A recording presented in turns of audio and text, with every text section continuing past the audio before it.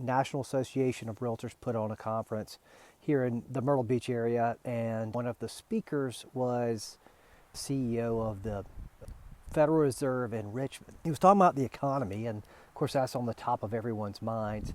And he used some cool analogies. So imagine we're on a road trip and we're driving along and everything is going well, and then all of a sudden heavy fog comes up. This is kind of like what it was last year. So when you're driving and you encounter heavy fog, most people don't just pull over and stop, or they don't turn around and go back home. Most people just slow down. You may turn on your flashers, turn on some low beams. You set your settings in your car to appropriate levels. You slow down, your head's on a swivel, and you're paying attention to what's happening around you.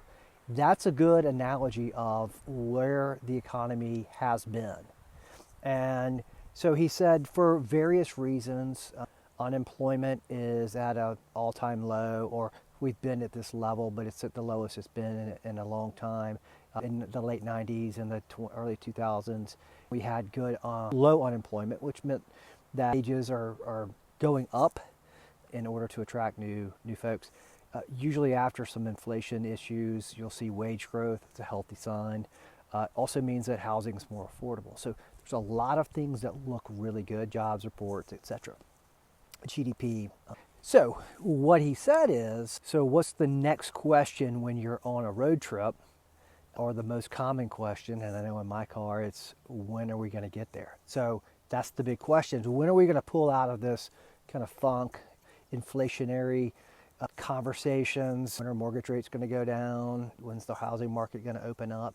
So to answer that question, he said it was kind of harder, it was more difficult to predict.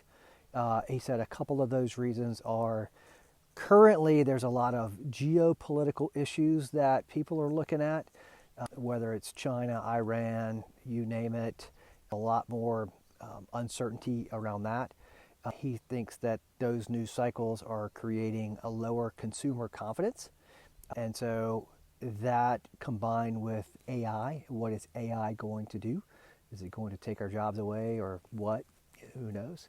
How fast is that going to happen? That's creating a little bit of uncertainty, and that's making it less predictable from past experiences to kind of predict when we're going to come out. What I'm seeing is interest rates on mortgages, or depends on your credit and what you're buying and your own personal scenario, but I'm seeing them in the low sixes to high eights. I closed one not long ago at 5.8. That's the lowest I've seen in a long time. So that's optimistic.